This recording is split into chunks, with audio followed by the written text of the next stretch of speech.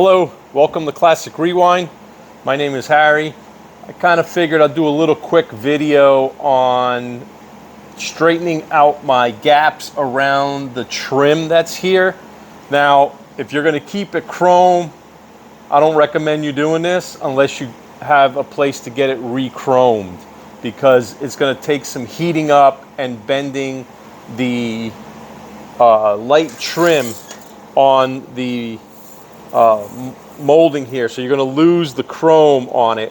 What I'm going to do is I'm going to paint it the same color as the car, so I don't care if I heat it up and damage it. As you see, I started heating it up just to see how it's going to react. That being said, I'm going to bring you down here and show you the gap on the quarter panel and this upper trunk lid panel, and I want to show you the gap that I'm dealing with. And I marked it out with some green tape. I have one up here and one down here. This one here I'm probably going to weld, and that one over there I'm going to weld. But the bottom ones, I'm going to manipulate the metal so it fits and contours to the body line, because I don't want to put filler there. I'm afraid it's going to crack when I go to install my trim after it's painted. So that's why I'm doing it. So again, welcome to Classic Rewind. Let's get started. Okay, here is the trim that I'm working with. So as you can see, this I'm going to have to fill with weld right down here because of the gap. It's too large to manipulate this whole corner. Right now I'm just dealing with this right here. So you see that gap right there.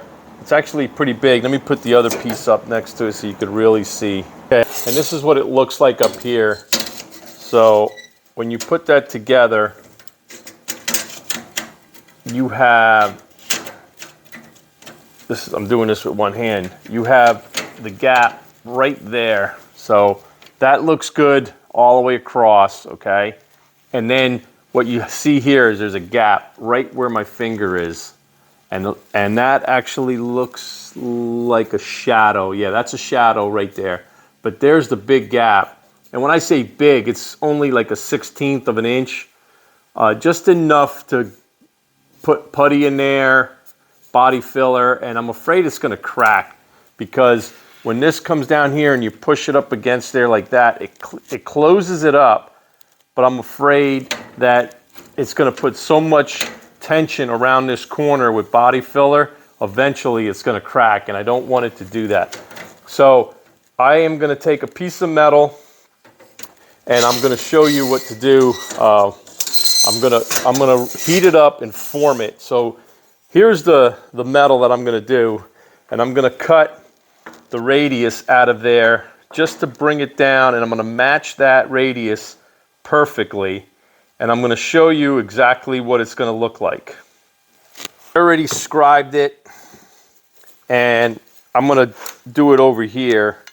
So I'm going to show you what I need to do exactly. Actually, wrong piece. Here it is. This piece here. That was my second piece. Now I just gotta cut it and grind it, and I'm gonna show you what it's gonna look like when I'm all done. But I'm gonna do a lot of grinding. I'm gonna cut this. I'm gonna make it the radius of that body line, and then I'll show you what it looks like when I'm all done.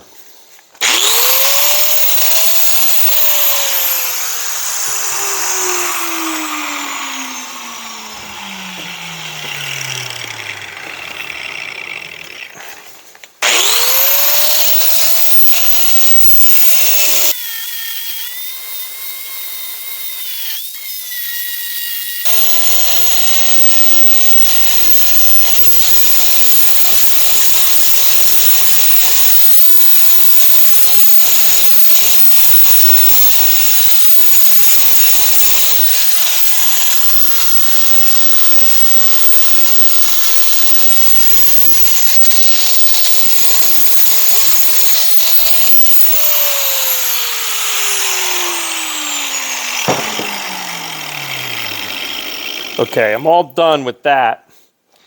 I fit it on there. I checked it a couple times to see how it's going to work.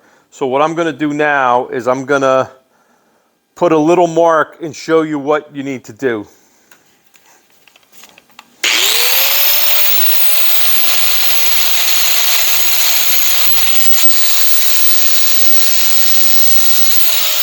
Okay, so right now, hold on. There you go. All right, so it's all contoured. This is the piece of metal right here. Okay, it's all contoured. And what I did is I made it the thickness of the inside of the trim. So if you look, I'm going to use my pencil here. If you look inside, like right in there, there's a flat spot. And there's a flat spot right on this side. That's where you want it, the metal to sit nice and flush. So when you hammer and dolly that, it doesn't contort it and make it warped. So this is the piece right here, okay? And you could see right there from me fitting the metal in actually got warped a little bit, so I got to fix that with my hammer and dolly. That's easy to do. You just use like an anvil and on a vice grip. Oh, I'm sorry, on a vise, and just like tap it out nice and gently. So this is where I want this to be. So here's the perfect contour is right, I'm trying to do it with one hand, right there. Okay, right where that pencil mark is, if you could see it. And the contour is perfect on that body line right there, okay? So now what I want to do is I want to fit this piece of metal inside this channel so I could get this radius to fit this right here.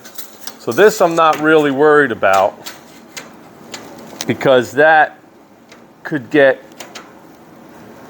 manipulated to fit because it's that long distance, so I could push it in, which I can't do with the bottom tight radius down here. So let's fit this piece of metal inside, and I'm going to show you how I'm going to do that. What I did here is I made a mark where this right here, this mark here, this is the radius. So I made a mark on where I'm going to stop because that's where I want my radius to be.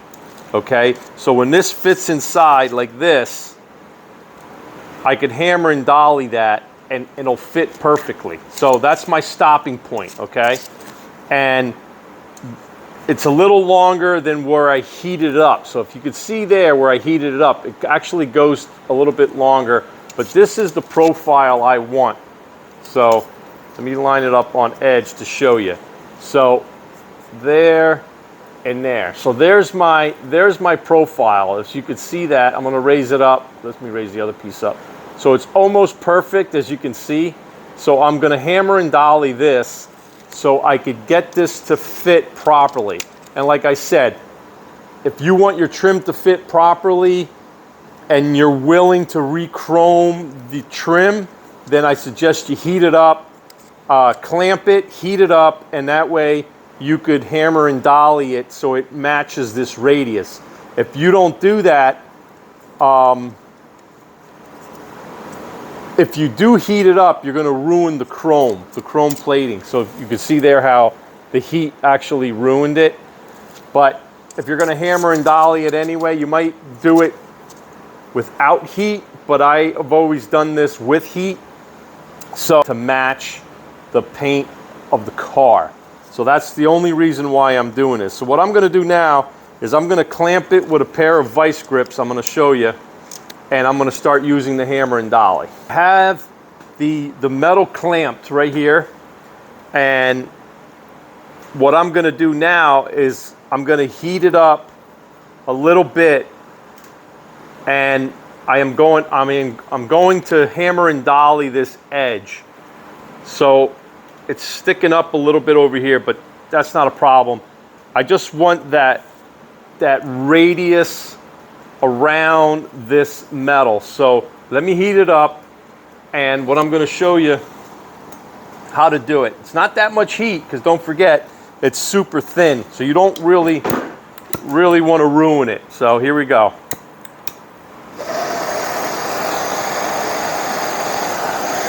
So I'm heating this up. Just as it starts to get, you can see the rainbow effect on the metal. That's how you know it's about time, where it's easy enough to flex and move. So like I said, not that much heat. And then you come in here and you tap it gently around. This is better on a vise, but I'm showing you as a video standpoint. So just go in there and tap this corner gently, and that'll give you the radius around that edge, right? Normally you would put this in a vise so it doesn't move, and then you would hammer and dolly this end over here. Sorry, you would hammer and dolly this end over here. That way it won't move, but I'm freehanding this, and I want to show you how exactly this is going to work. So then you just gently tap that, and I'm gonna get rid of this little bump right here, but I'm gonna put that down on my bench and work that gently. Okay.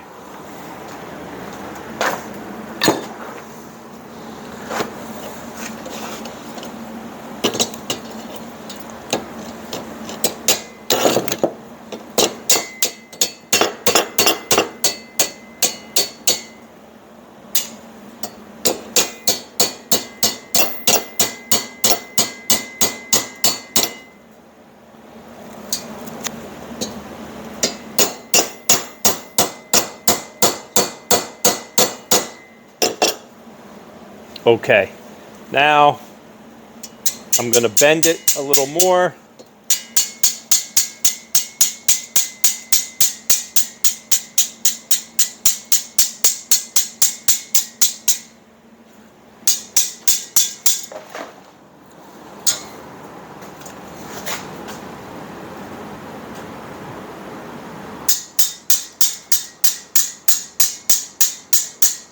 Okay.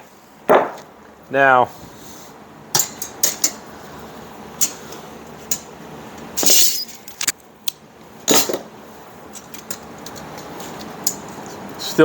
it's still a little warm, but anyway, there's the radius, and slide that out, and you can see. Let me show you. I don't know if it'll come in the camera, but right there is a flat spot from me hammering it, because this wasn't flat as I want it to be. So it actually bent the metal slightly, but that's not a problem, because I could get that out by laying a piece of metal flat and hammer and dollying the inside of this piece down, and that'll get that out. But you have to be really careful. So let's see how it fits over there. See, right there you could see the crease from my pliers that we're holding the metal down. That's where that crease is. So I got to fix that, and I'll fix that in a second. But I wanted to show you, that's what it looks like now after I made that radius and put that in there. You see how nice and tight that fits in there? So there you go. So that is pretty much exactly what I want, except for that crease right there. But anyway, this right here I'm going to have to fill with weld and get that nice and tight. But pretty much that is what I wanted to see, is that gap right there disappear on the actual trim piece, and that is perfect. Okay, let's put the upper piece on and I'll show you what it looks like.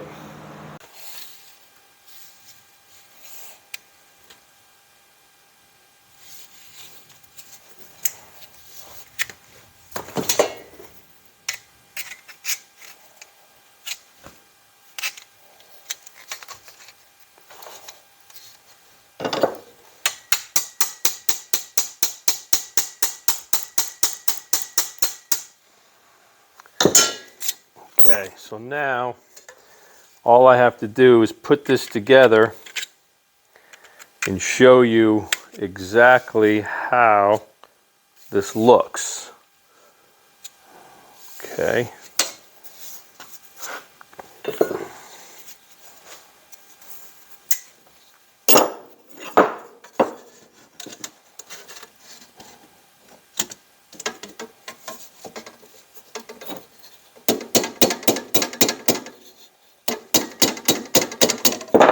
All right, so let's try it on the car.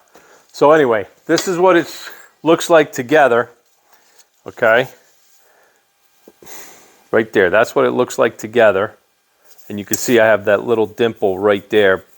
I'm gonna try to get that out in the video before I finish the video, sorry. So let's turn the camera and go to my, my car here. This is what it looks like now. So if I push this down and push it against, you could see where that gap now becomes super minimal. But you do have 32nd of an inch or so the thickness of the metal trim. And what happens there is it looks like that's what I have to live with, is this spot right here. And that's because of the thickness of the trim and the thickness of this trim overlapping each other. The only way to get rid of that is if it butts next to it, and I don't want to do that. So again, it has to get filled in there, but that looks really good all along that edge and all along this edge up here. This again has to get moved up, and it'll close it right there, a little bit of pressure, and it's golden. So I just have to do this on the other side, on that piece over there. And when I'm done with that, then I got to put everything together and weld where I need to weld.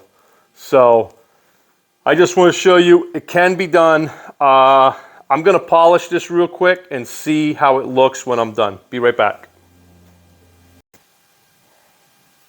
This is it, all cleaned up.